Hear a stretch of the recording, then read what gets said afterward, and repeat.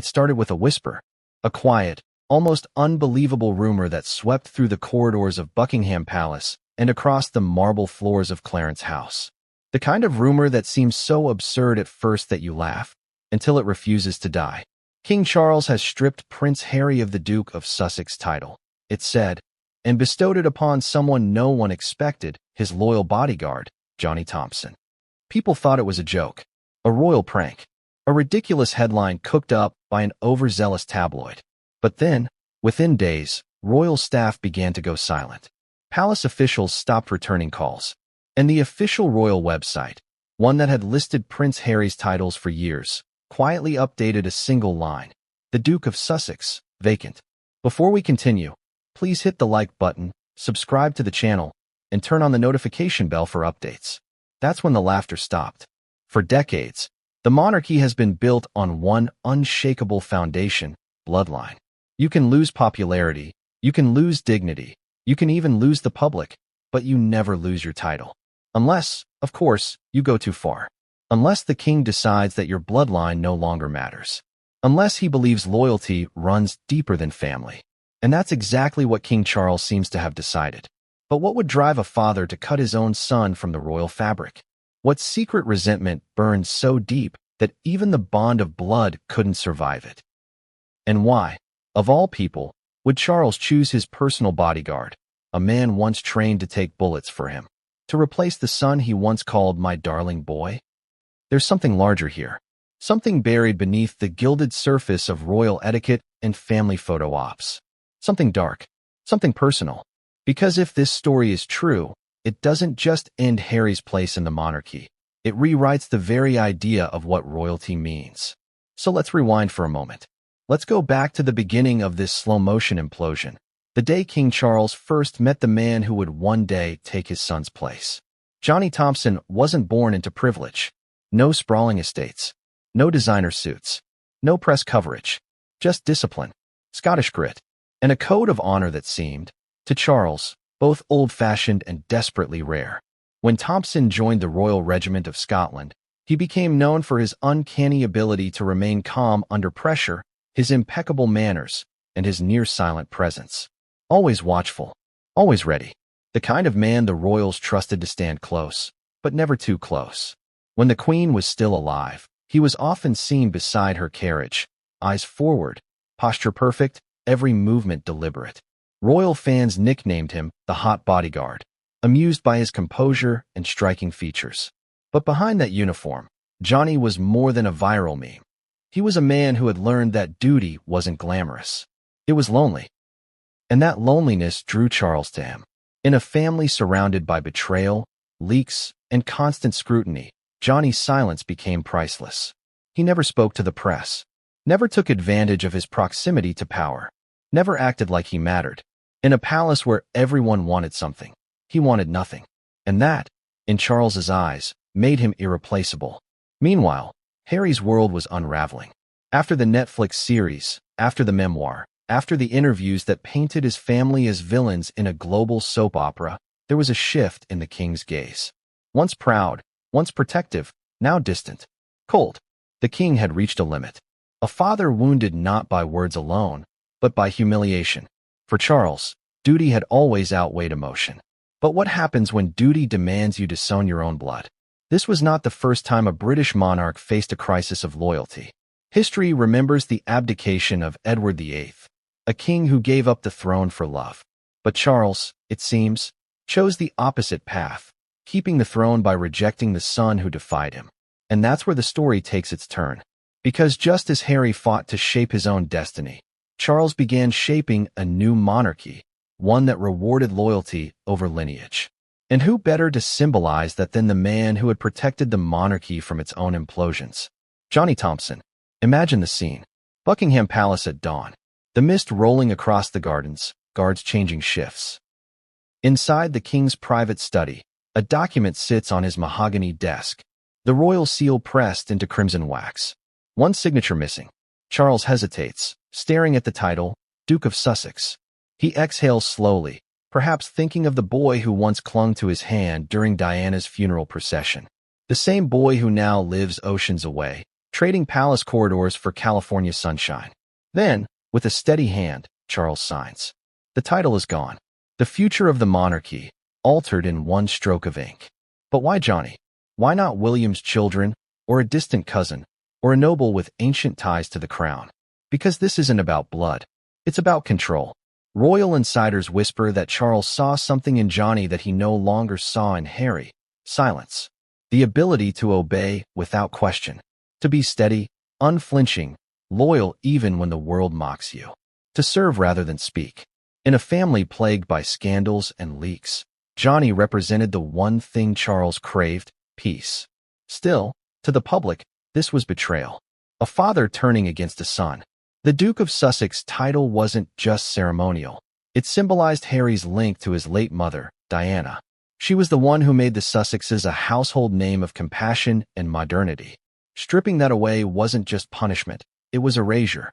And as the news spread, people began to wonder, did Charles really do this out of loyalty to the crown, or was it revenge dressed up as royal duty?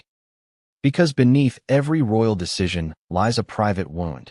And those wounds, in this family, rarely heal.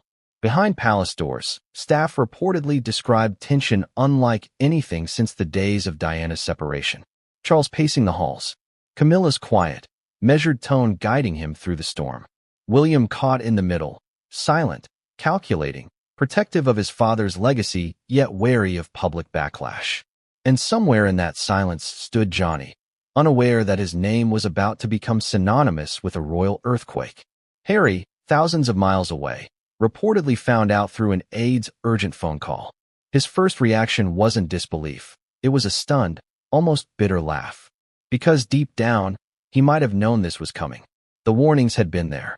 The ignored calls. The unanswered letters. The frost in his father's voice. But hearing that the very title once tied to his mother's memory had been reassigned to another man, a commoner, no less, must have cut deeper than any headline ever could. And Meghan?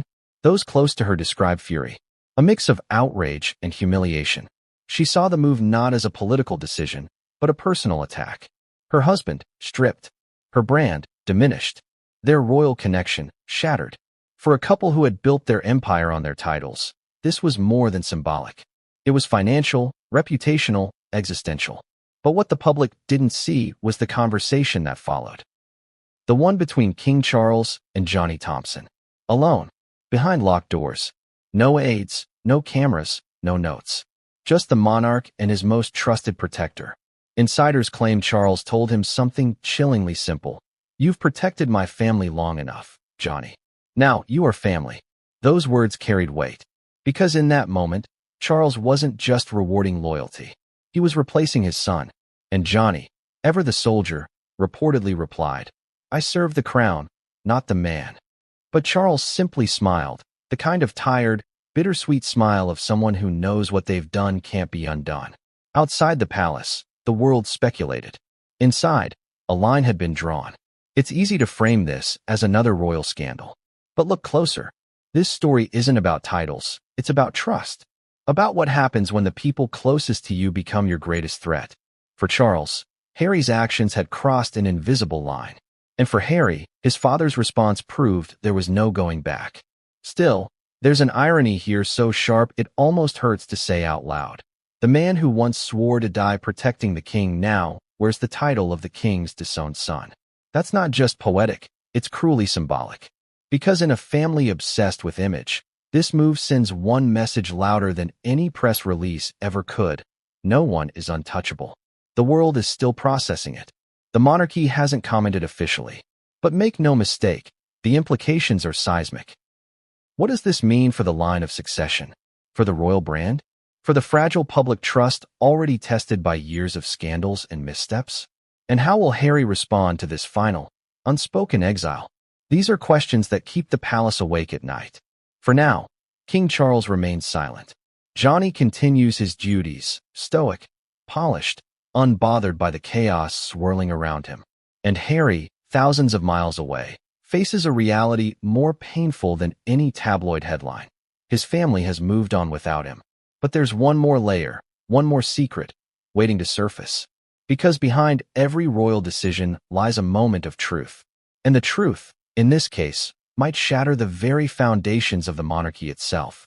What if I told you there was a private meeting, unrecorded, unacknowledged, where Charles justified his decision not as punishment, but as protection?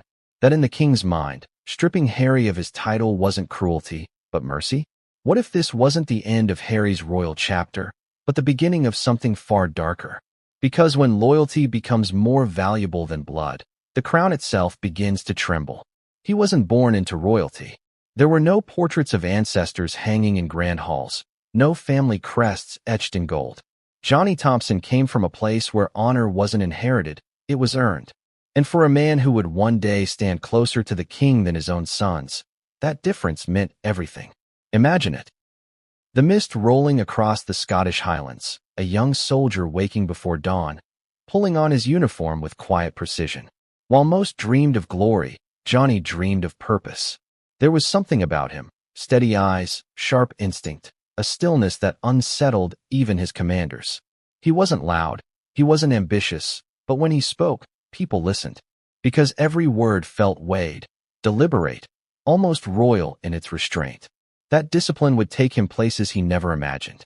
Johnny's story began long before Buckingham Palace ever knew his name. Born into a modest family, his father a carpenter and his mother a teacher, he grew up believing in two things: duty and silence. His father once told him, "A man's word is like his shadow. It follows him everywhere." Johnny took that to heart. It wasn't just about keeping promises, it was about presence. The ability to stand still when everyone else runs, to stay calm when the world burns. And soon enough, that quality caught the attention of people who understood power. He joined the Royal Regiment of Scotland, a world where rank, respect, and reputation were everything. There, Johnny became known as the Sentinel, not for aggression, but for his uncanny ability to anticipate threats before they arrived. During training, he once noticed a minor security flaw in a VIP escort plan that could have cost lives. His commanding officer, impressed by the observation, told him, "You see what others don't. That's rare. Never lose it." He never did. Years later, when the palace sought a security aide who could blend authority with discretion, Johnny's name quietly rose to the top of the list. Not because he applied, because people whispered it. The Scottish one, they said. The man who doesn't blink under pressure. When he was first introduced to King Charles, then still Prince of Wales, there was no fanfare. No ceremony, just a handshake. But Charles noticed it immediately. The composure, the silent confidence. The way Johnny didn't rush his words or fidget. The king had met hundreds of guards, thousands of officials, but something about Thompson's demeanor stayed with him. Perhaps it reminded him of the old monarchy, stoic, loyal, disciplined to the bone. Or perhaps it was something deeper, something Charles lacked in his own life: trust. From that moment, Johnny's role changed forever. He began accompanying Charles to official events, often in the background, always watchful. Royal watchers started to recognize him. The tall, striking figure in tailored suits, standing just a few feet away, his eyes scanning crowds like a hawk. Cameras loved him, though he never looked directly at them. To the public, he became a curiosity. Who was that man beside the future king? Headlines called him Major Eye Candy, a nickname he never acknowledged, but that secretly embarrassed the palace. But within those marble walls, Johnny wasn't just eye candy. He was the king's shield. There were stories, whispered among staff, of his quiet heroism. Once, during a foreign trip, he reportedly intercepted an intruder before anyone else noticed. Another time, he was said to have stepped between Camilla and a protester hurling a drink. No theatrics, no shouting, just calm, immediate action. He never sought credit. He just nodded and resumed his post, as if saving royalty was part of the day's schedule.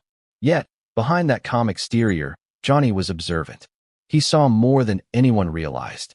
He watched as Harry and Meghan's relationship with the royal family crumbled. He saw the tension in Charles's jaw during family gatherings, the way William avoided certain topics, the way Camilla's eyes flickered when Meghan entered a room. He noticed Harry's isolation, how he often stood apart, pacing, restless, his shoulders heavy with resentment. Johnny wasn't judging. He was reading. That's what protectors do.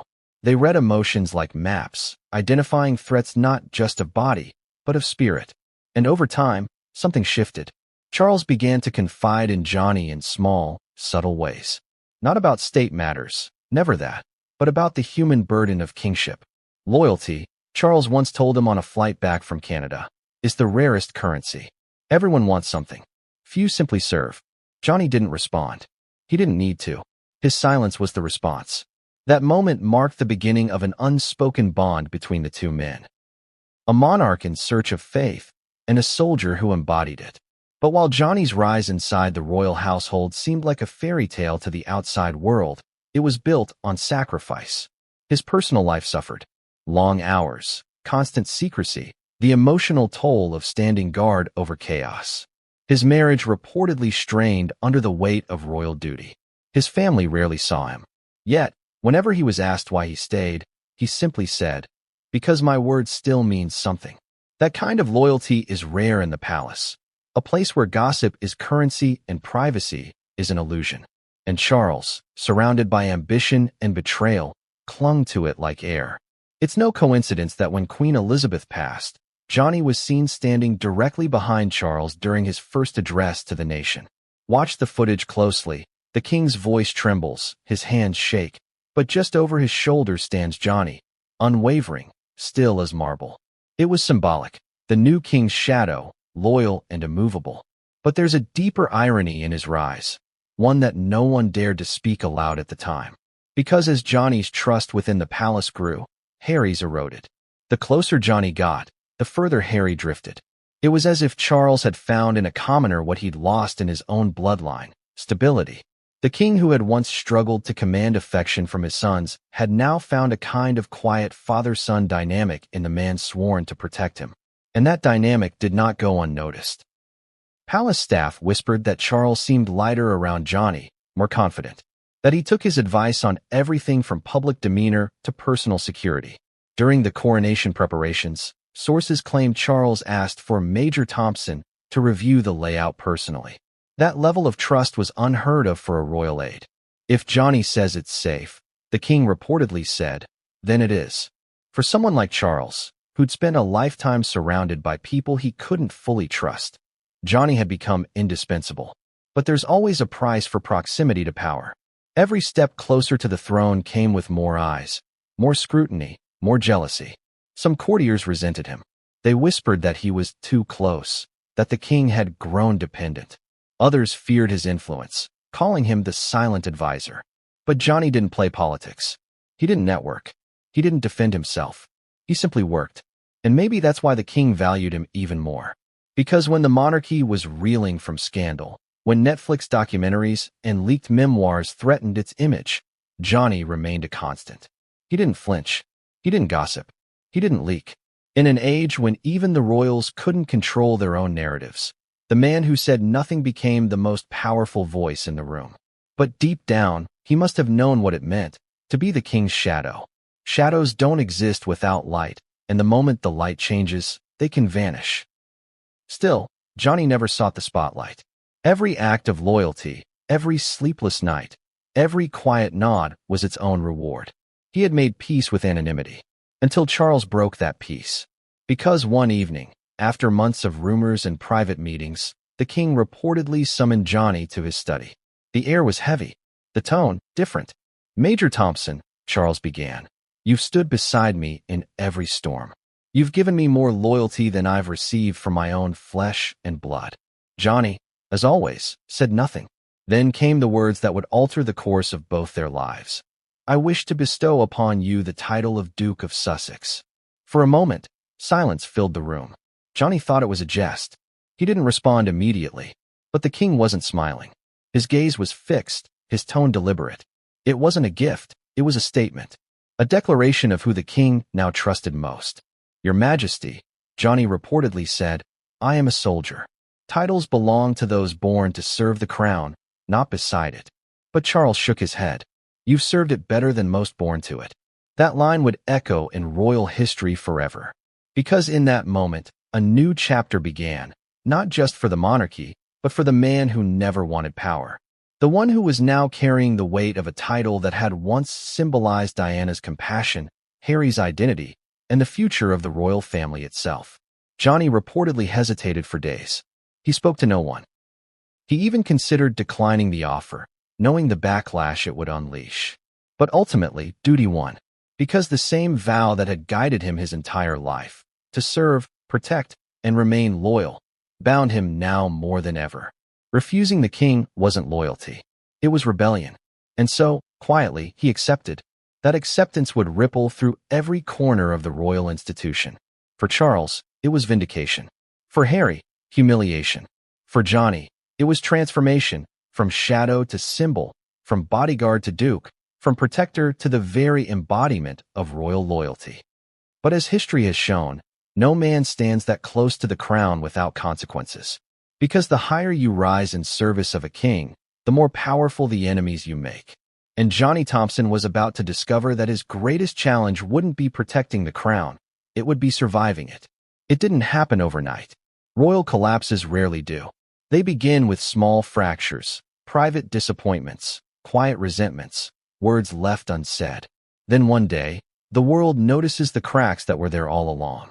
For Prince Harry, those cracks became chasms. And by the time he realized how far he had fallen from his father's trust, it was already too late. There was a time when Harry was the beating heart of the royal family, the mischievous smile at official events, the soldier who carried his mother's compassion into the modern age. People called him the people's prince, the one who made the monarchy seem human again. He laughed easily, hugged strangers, broke royal protocol without thinking twice. But behind the charm, something darker brewed, an anger he didn't quite understand. Maybe it started with loss. Maybe it started with loneliness. Or maybe it was the realization that no matter how much he gave, he would always be the spare, the one who stood beside the heir, never before him. It's easy to see the public version of Harry's downfall, the interviews, the books, the exit from royal life. But the truth is more intimate. It began the day he realized he couldn't trust the people around him, not even his own family. The palace walls that once kept him safe now felt like a cage. Every smile seemed rehearsed. Every headline, a betrayal. And when Meghan entered his life, that tension exploded. At first, she was a breath of fresh air. Modern, eloquent, unafraid to speak her mind. She represented everything the monarchy wasn't, and everything Harry thought it needed to be. But love, especially royal love, comes with a price. From the moment Meghan walked through those palace gates, the royal machinery began its slow grind against her. And Harry, ever the protector, chose to stand with her rather than behind his father. That was the first unspoken betrayal. To Charles, loyalty wasn't about love, it was about the institution. You could disagree with him, but you could never embarrass him. Harry's decision to distance himself from the royal press, to speak openly about his struggles, and eventually to step back entirely, those weren't acts of defiance to him. They were acts of liberation. But to Charles, they were acts of war. When Harry and Meghan announced they were stepping back from their royal duties, the king's advisors reportedly begged him to stay calm. "It's temporary," one said. "They'll come back." But Charles wasn't convinced. He saw the headlines, the interviews, the tears, and behind it all, he saw betrayal. Still, he waited. He waited through the Oprah interview, where Harry and Meghan spoke of pain, racism, and neglect. He waited through the Netflix docuseries that dissected royal life like a crime scene. He waited through the memoir Spare, where his own son accused him of emotional distance, favoritism, and worse. And each time, Charles's silence grew colder. To outsiders, his composure looked regal. To those inside the palace, it looked like something else, resentment. Because while the world watched Harry reclaim his voice, Charles saw his authority unravel. But the monarchy isn't a family, it's an organism. It survives by consuming scandal and adapting to public will. And as Harry's interviews aired, the palace's response was simple: starve the noise. No comment, no confrontation, just silence. Except silence cuts both ways. Because for Harry, the lack of acknowledgement wasn't indifference, it was rejection. Every ignored call, every delayed reply, every polite message received from palace aides became another wound. And like his mother before him, he took his pain to the public. The cycle repeated. The more he spoke, the more they withdrew. The more he exposed, the more they erased. By the time he realized the damage, his place in the royal circle had vanished. Invitations stopped coming. His name disappeared from official documents. The photos of family gatherings, Christmas, Trooping the Color, Easter service, no longer included him. To the monarchy, Harry wasn't exiled. He was deleted. And in that deletion lies the cruelest irony. The monarchy never shouts when it rejects you. It simply acts as though you never existed. But the real turning point came when Harry tried to bridge the gap. After Queen Elizabeth's passing, there were whispers of reconciliation. Harry reportedly sent a letter to his father, offering to start fresh. No press, no public statements, just a quiet meeting between father and son. But that meeting never happened. Some say Camilla intervened. Others claim Charles couldn't risk appearing weak before Parliament and the press. Whatever the reason, Harry's plea went unanswered. And that silence, more than any insult or accusation, was the moment the bond broke for good.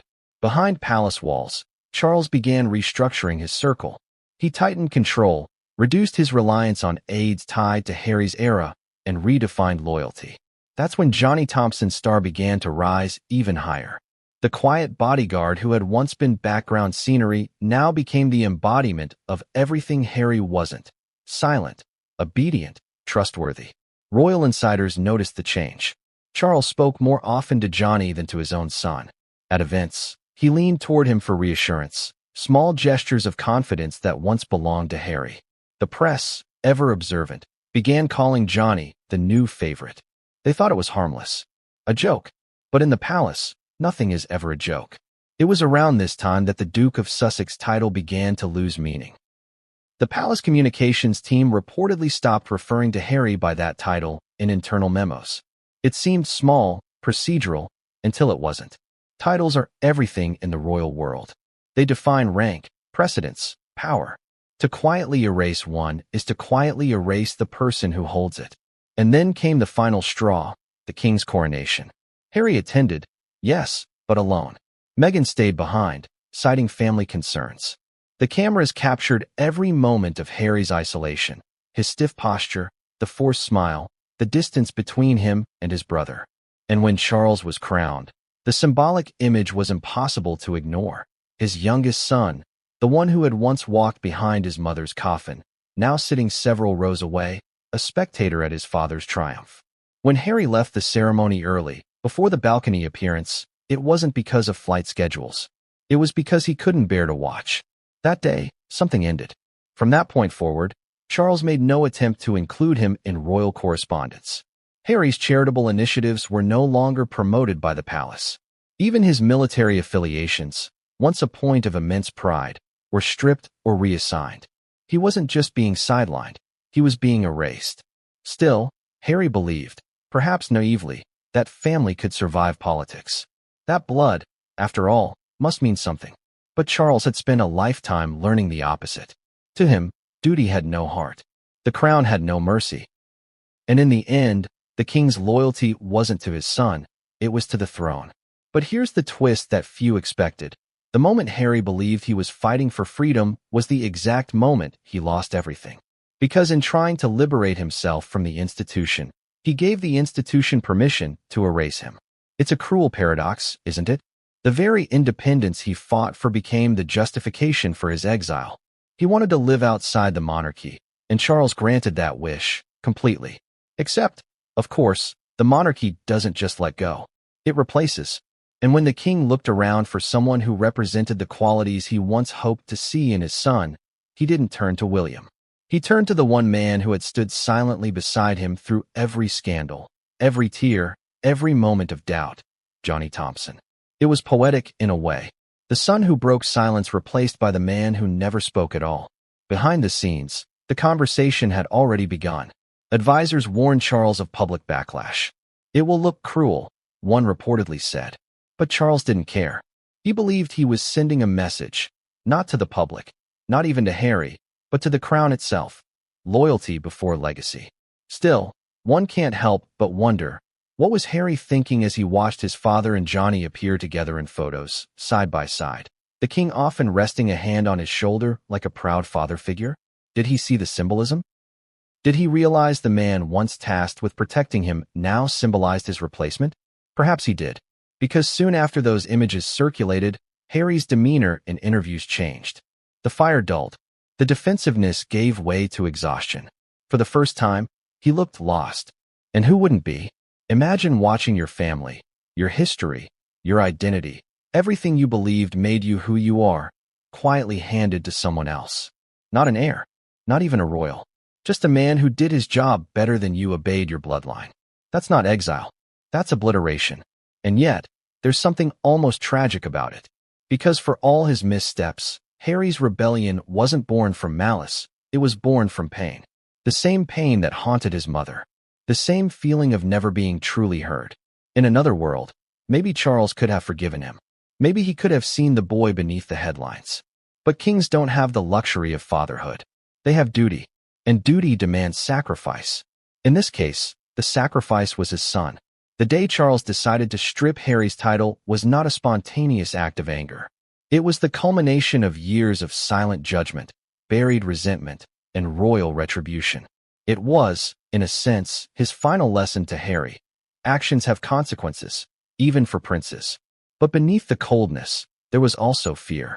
Because Charles knew what history would say. He knew comparisons to past monarchs who had lost control of their heirs. He knew the whispers of another abdication crisis. And so, in his mind, removing Harry's title wasn't cruelty. It was survival. Still, survival always leaves casualties. And Harry, for all his courage and independence, became the biggest one of all. The day the title was officially withdrawn, royal aide said the king spent hours alone in his study. He didn't celebrate. He didn't speak. He simply stared out the window, lost in thought. Perhaps he was thinking about the day he carried a young Harry through palace gardens.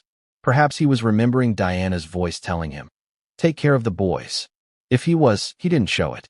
Because when the announcement finally came, simple, understated, cruelly formal, the words spoke volumes without saying much at all. By the sovereign's decree, the title of Duke of Sussex is henceforth reassigned. And that was it. No apology. No justification.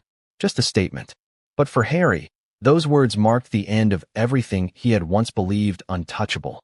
And yet, even in that darkness, he couldn't have imagined what came next. Because the man who would inherit that title, the man his father had chosen to wear it, was someone Harry once trusted. Someone who had once stood at his side during his own royal duties. Johnny Thompson, the shadow that replaced the sun. But what happens when loyalty is rewarded at the expense of blood? What happens when a king chooses his protector over his heir? Every royal scandal has a moment where the tide turns, not with a decree or a press statement, but with a whisper. It's rarely shouted in grand halls or written in ink. It begins softly, behind a closed door, with someone leaning just close enough to plant a seed in the right ear. And in this case, that whisper came from none other than Queen Camilla. To understand how that whisper changed everything, you have to understand the woman behind it. Camilla Parker Bowles had spent decades mastering the art of quiet influence. She knew that in a world built on tradition and perception, power didn't belong to the loudest voice in the room. It belonged to the one who could guide the loudest voice without ever appearing to speak. And when King Charles began to waver under the weight of his son's rebellion, it was Camilla who leaned in and murmured, "Perhaps it's time to reward loyalty over lineage." That single thought, subtle, almost reasonable, would ignite a chain reaction that ended with Prince Harry's final exile. At first, Charles didn't respond. He was sitting in his private library at Clarence House, eyes tired, papers scattered across the table. The Netflix documentary had just aired. The monarchy was once again painted as cruel, cold, trapped in its own traditions. Harry and Meghan had turned their pain into a global conversation, and for Charles, every word cut deeper than the last. He wasn't just a king under scrutiny. He was a father being publicly accused by his own son. And in that moment, with his public image bruised and his family fractured, he looked to the one person who had always helped him rebuild, Camilla. She poured him a glass of his favorite Lafroig and spoke softly, her voice carrying that mixture of compassion and calculation that only she could pull off. "You've given him everything he wanted, Charles," she said. "Freedom, a fortune, privacy. And still he attacks you. Still, he mocks the institution that raised him. Tell me, how long must a king allow himself to be humiliated by his own child?" Charles sighed, rubbing his temples. "He's hurt, Camilla. He's lost. I cannot punish him for that. But she leaned closer, eyes steady. You cannot punish him, no, but you can protect the crown. That was the line that broke through.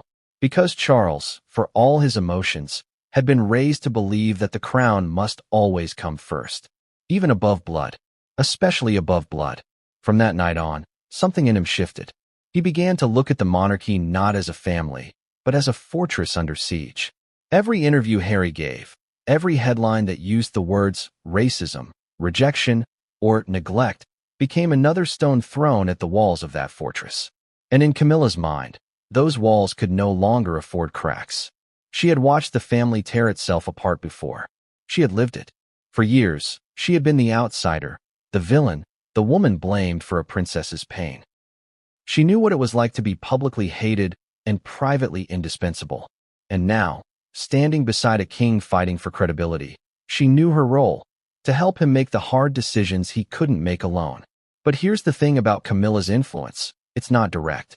It's gradual. She never told Charles what to do.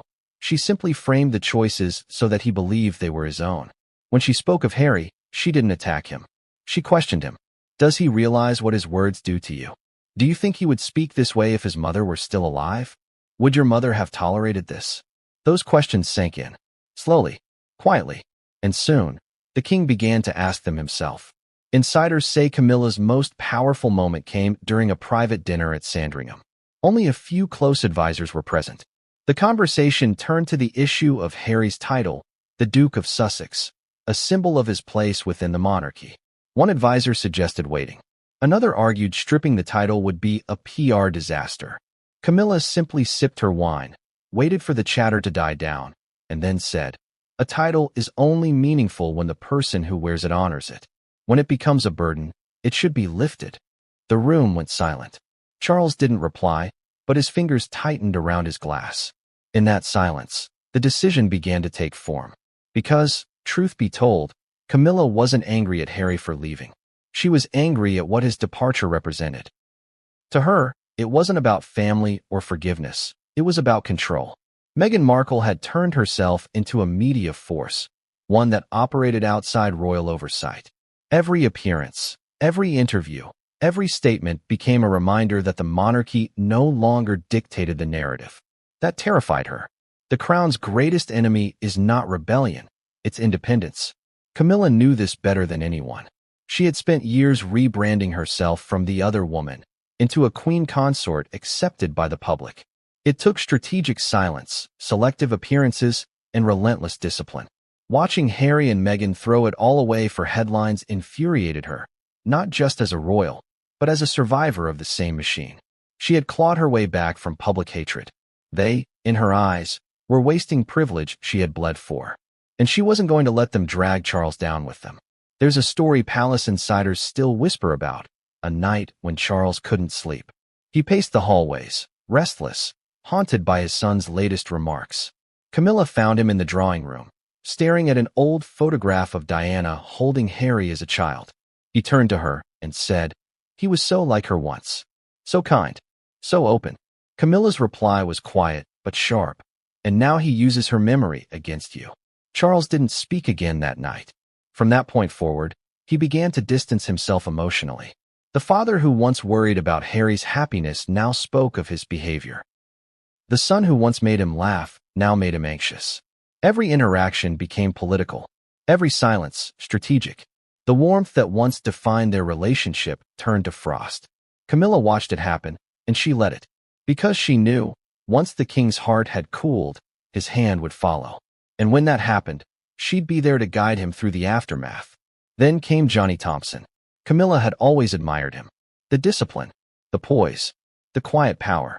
She often joked that he was the kind of man you could trust with a kingdom and a secret.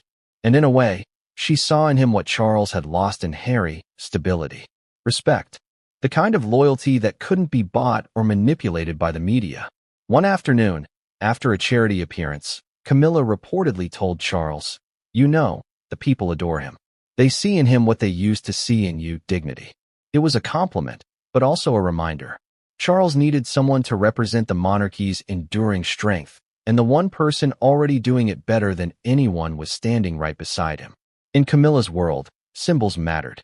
And Johnny Thompson was a symbol, a living embodiment of the monarchy's discipline and resilience. So when the idea first emerged of honoring him formally, it didn't sound outrageous. It sounded necessary. People love a hero, she said, and the monarchy needs one now. Charles hesitated. He's not royal, Camilla. He's staff. Camilla smiled faintly. So was I once. In their eyes. That line sealed it. From that moment, the idea of elevating Johnny from soldier to nobleman began to circulate quietly among Charles's closest advisors. Camilla never pushed. She simply kept the conversation alive.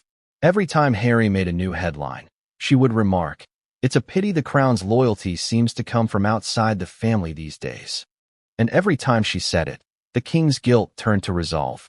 But here's what makes this turning point so haunting. Camilla didn't need to destroy Harry. She simply let him destroy himself and positioned someone else to take his place. That's how real influence works. As weeks passed, Harry's public statements grew bolder. His memoirs' revelations about private family moments, his father's temper, his brother's alleged outbursts, only deepened Charles's humiliation. Every scandal became another reason to act. But in the palace, it was Camilla's calm tone that pushed him forward. She made the impossible sound inevitable. By the time Charles finally agreed to consider reassigning the Sussex title, it no longer felt like revenge. It felt like order. And Camilla made sure it stayed that way. Even the timing was hers. The announcement was made quietly, just before a major royal engagement in Scotland, Camilla's home turf, where public sympathy for the monarchy remained strong. While the world debated the decision, she stood beside her husband, poised, compassionate, unshakable. She didn't have to say a word. Her presence said everything. Harry's allies accused her of manipulation. Some even called her the architect of his downfall. But inside palace walls, they called her something else, the stabilizer. Because while everyone else reacted, she calculated. She had turned scandal into strategy, chaos into calm. And the irony? Camilla didn't crave power for herself. She craved control, for the institution, for the narrative, for Charles's legacy. She had spent half her life waiting to be accepted. She wasn't about to let anyone undo it now. The night before the title reassignment became official, Charles reportedly stood by the window again, staring at the lights of London. "He'll never forgive me," he murmured. Camilla placed a hand on his shoulder. "Someday," she said softly, "he'll understand. And if he doesn't, the country will." That was her gift, making the hardest choices sound noble. And that's why the whisper that started it all, the whisper that led to a son's exile and a soldier's rise, didn't sound like betrayal. It sounded like wisdom. But what neither of them realized then was that the consequences of that decision wouldn't just shake the family. It would test the entire foundation of the monarchy itself. Because loyalty rewarded is one thing. Loyalty redefined is another. And soon, Charles would learn that the same whisper that saved the crown might also be the one that curses it. Because what happened next at Balmoral would reveal just how far Camilla's quiet influence could reach, and how easily even a king could lose control of his own decisions. It was supposed to be routine. A quiet gathering at Balmoral Castle, the king's private refuge in the Scottish Highlands. No press, no photographers, no aides who might whisper to the tabloids. Just a select few, the ones Charles trusted most. But what unfolded that weekend would later be called, by those who knew the truth, the night the monarchy changed forever. It began with a single summons, hand-delivered, no digital trace, each envelope sealed with the royal crest and marked private and confidential. Inside, a single line: "Your presence is required at Balmoral this weekend for a matter of utmost sensitivity." Those who received it didn't need to ask what it meant. When a king calls without explanation, there's always a reason. And this time, the reason was more personal than political. The royal jet touched down in Aberdeen under heavy fog. A convoy of dark Range Rovers rolled through the pine-lined roads leading to Balmoral. One by one, they arrived. Princess and, stoic as always, Prince William, tense and distant, and the ever-composed Queen Camilla. Also among them were two senior advisors and, unexpectedly, a man few had seen invited to royal councils before, Major Johnny Thompson. That was the first sign that something extraordinary was about to happen. Inside the drawing room, the atmosphere was thick. The logs in the stone fireplace crackled, casting long shadows on the portraits of ancestors who once ruled empires. The king stood by the window, hands clasped behind his back, staring into the mist. No one spoke until he turned around. "Thank you all for coming," Charles said quietly, his voice measured but heavy. "This will not be easy." Anne's brow furrowed. "What's happened now?" Charles hesitated. Then, slowly, he began to speak. Not as a father, not even as a monarch, but as a man caught between blood and duty. "I have tried," he said. "God knows I've tried. Letters, phone calls, invitations, all met with silence, or worse, spectacle. Every gesture of goodwill is twisted into something cruel. Every effort to reconcile becomes ammunition. I cannot continue like this. The institution cannot continue like this." He didn't say Harry's name. He didn't have to. Everyone in the room knew exactly who he meant. William shifted uneasily in his chair, glancing briefly at Camilla, who met his look with the faintest nod, as if to remind him that what was about to happen had already been decided. "Father," William said carefully, "you're not talking about stripping his title?" Charles exhaled, long and tired. "I am considering it." The words hung in the air like gunpowder. No one moved. Not even the fire dared to crackle. Anne was the first to speak. "You'll start a war," she said flatly. "Public opinion might turn against him one day, but not yet. Not while Diana's memory still shields him. You strip him now, and you make him a martyr." Charles's jaw tightened. "I'm not making him a martyr, and I'm stopping the rot." That word, rot, stung. It was the kind of word only Charles could use to describe his son's defiance. To him, Harry's actions weren't simply rebellious, they were corrosive, eating away at the foundation of the monarchy itself. Camilla spoke next, her tone smooth but deliberate.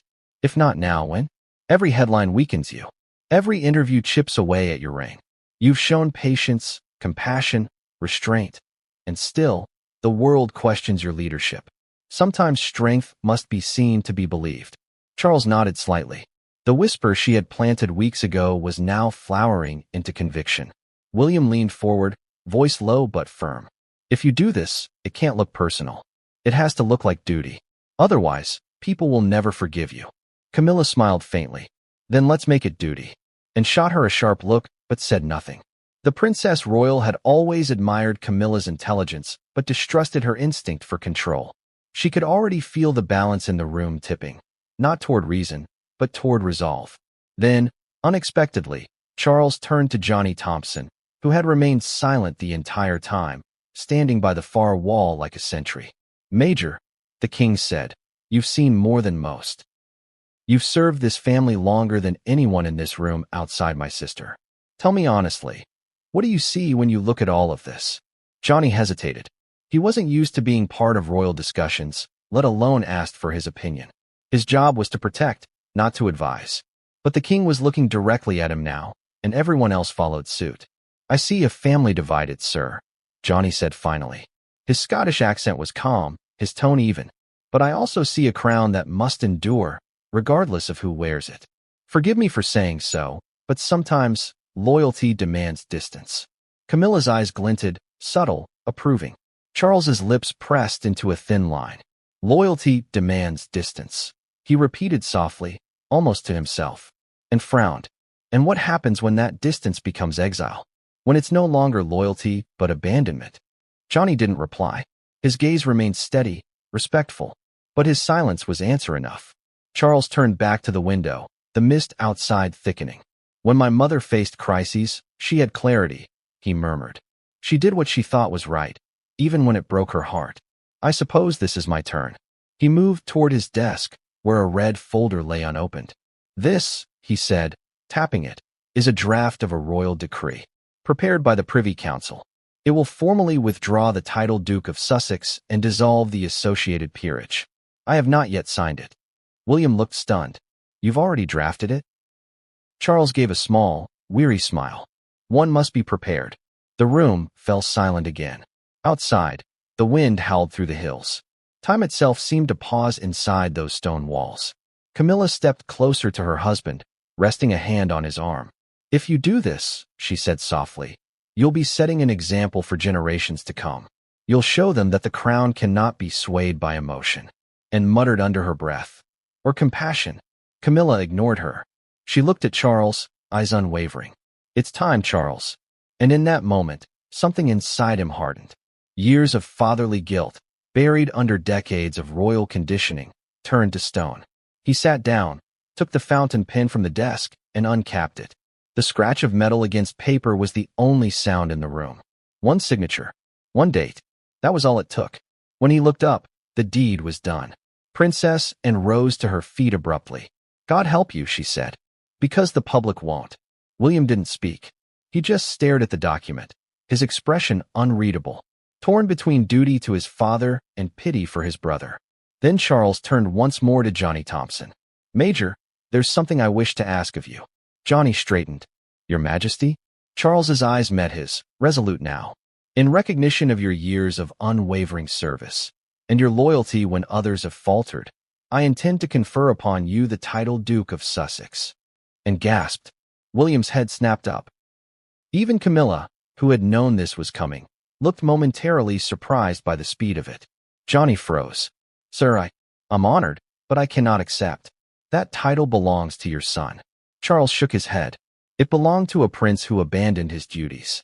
I give it now to a man who never has. Johnny hesitated, his face pale. He knew what this meant, not just for him, but for the royal family itself. Accepting the title would make him a living symbol of Harry's erasure. Declining it could be seen as defiance of the king. Either choice was dangerous. Camilla stepped forward, her voice smooth as silk. You've served the crown with dignity, Major. Let this be the crown's way of serving you. Johnny looked from her to the king, then to William, whose eyes silently pleaded, don't do it. But in the end, Johnny did what he had always done. He obeyed. If it is your Majesty's wish, he said quietly, I accept. Charles nodded, visibly relieved. It is done, then. History will remember your loyalty. History, yes, but not necessarily kindly. The meeting ended shortly after. No formal vote, no debate. Just a quiet decision sealed by a tired king and witnessed by a handful of loyal subjects. When the doors finally opened and the Highland air swept in, the monarchy had changed shape. As the cars rolled out of Balmoral that night, William sat in silence beside his aunt. He's gone too far this time, he murmured, and glanced at him. The crown always goes too far. That's how it survives. Meanwhile, back in the castle, Charles stood alone in his study. The decree sat on his desk, freshly signed, its wax seal still warm. He stared at it for a long time, perhaps wondering if he had done the right thing, or if he had just traded one ghost for another. Then, from somewhere in the shadows, a quiet voice spoke. Your Majesty, Johnny said softly, stepping forward. Permission to speak freely? Charles nodded. I've seen many things in my service, Johnny continued. Wars, protests, betrayals. But none of them compared to this. You've built a wall, sir. I only hope it keeps the right people out. Charles didn't answer. He simply turned back to the window, watching the fog consume the hills. Because deep down, he knew the truth. He hadn't just stripped his son of a title. He had stripped himself of a future. The weight of a crown isn't always measured in gold. Sometimes, it's measured in silence. In the stillness after a decision that can never be undone. And for Johnny Thompson, the silence that followed the Balmoral meeting was deafening. He had stood in that ancient Scottish hall while history was rewritten with ink and royal authority. He had watched King Charles, trembling but resolute, sign away his own son's title. And then, he'd heard his own name spoken in the same breath as the words Duke of Sussex. It wasn't an honor. It was a burden, a gilded chain forged from someone else's exile. The morning after Balmoral, the king departed early. His motorcade vanished into the mist, leaving Johnny behind with a skeleton staff and a silence that seemed to hum through the stone walls. He didn't eat. He didn't sleep. The same question kept echoing in his head. How does a soldier serve his king without betraying his conscience? He had spent his entire adult life in service. First to the army, then to the crown. He'd been trained to follow orders, to protect his sovereign, to act without hesitation. But nothing in his training had prepared him for this. You can shield a man from danger, but how do you protect him from himself? That morning, Johnny walked the grounds of Balmoral alone. The wind whipped across the moors, cold and biting, as if nature itself disapproved of what had transpired. Every gust seemed to whisper his doubts back at him. You've been rewarded for another man's ruin. You've accepted a title born of betrayal. He stopped by the small chapel near the edge of the estate. Inside, he sat alone in the wooden pews, his head bowed. No guards. No cameras. Just him and the echo of his own heartbeat. God, he murmured under his breath. Why me? It wasn't arrogance. It was guilt. A soldier's guilt. Because deep down, he knew this wasn't loyalty. It was complicity. Later that afternoon, he received a discreet summons from Queen Camilla. The message was simple. Her Majesty wishes to speak with you privately. He knew better than to refuse. When he entered her study at Clarence House, she greeted him with a thin smile, one that didn't quite reach her eyes. Major Thompson, she said, motioning for him to sit. You look troubled. He hesitated before responding. Your Majesty, I never expected this. I never wanted anything beyond my duty. Camilla poured herself tea, her movements deliberate, measured. You're a man of discipline, Johnny. That's precisely why His Majesty trusts you. With respect, ma'am, he said carefully. Trust and titles aren't the same thing. I serve the crown. I don't wear it. She set her cup down, her gaze sharpening. And yet, the king has chosen to honor you. Would you insult him by refusing what he has freely given?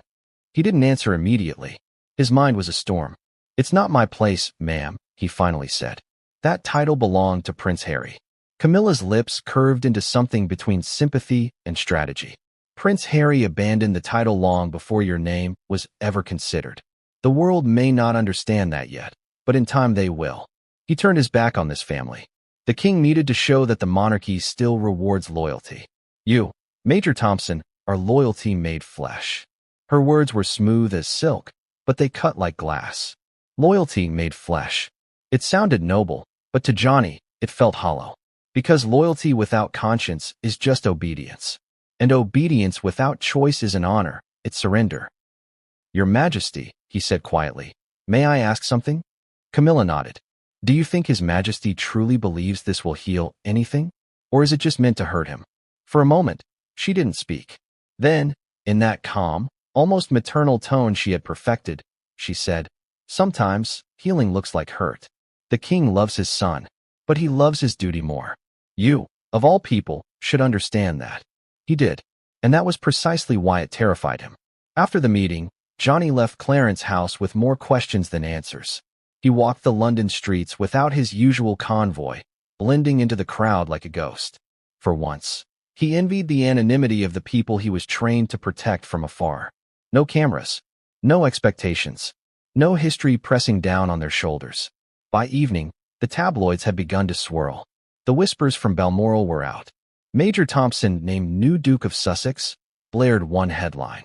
Harry erased from royal record, said another. The speculation spread like wildfire. Every photo of Johnny at royal events was dredged up and dissected. Who is he? What's his background? Why him? And though he said nothing, his silence only made it worse. In a world addicted to drama, a man who refuses to speak becomes a blank canvas, and people paint what they fear most. Meanwhile, Harry and Meghan reportedly woke to the news in California. Neighbors say a delivery truck arrived early that morning carrying newspapers from London. Meghan's fury was immediate. Harry's reaction was quieter, but far more devastating. He locked himself in his study for hours, emerging only to tell an aide, "He's given my life to another man." Johnny heard about it days later through palace staff. He said nothing, but the words haunted him. At the palace, preparations for the official announcement continued. Protocol demanded precision. Formal gazette entry, court circular updates, public acknowledgement of the reassignment of title. Everything was orchestrated down to the last syllable. Except one thing. The new duke hadn't yet confirmed acceptance. Royal advisors panicked. He can't refuse, one whispered. It would humiliate the king. Another countered, then make it impossible for him to say no. And so, a ceremony was quietly scheduled. Not grand, not televised, but symbolic. It would take place in the small chapel at Windsor, attended only by the king, Camilla, William, and 2 witnesses. There, the title would be conferred, and history would be sealed. When the day came, Johnny stood before the king in his formal uniform. No smile, no pride, just the weight of history pressing down like a mountain. Charles's expression was unreadable. Perhaps he was proud. Perhaps he was broken. Perhaps he was both. The king raised his voice, steady and solemn. For steadfast service to the crown, for loyalty beyond question, I confer upon you the title and dignity of Duke of Sussex. The words echoed through the chapel. The silence that followed was suffocating. Johnny knelt, as tradition demanded, his head bowed. When he rose, the king placed a hand on his shoulder. "You've earned this," he said softly. Johnny looked up, meeting his gaze. "I hope, Your Majesty, that someday others will agree." Charles blinked, as if stung. Then, quietly, he replied, "History rarely agrees with kings." When the brief ceremony ended, Johnny left without celebration. No champagne, no reception, no photographs. He slipped away into the corridors of Windsor like a shadow disappearing at dusk.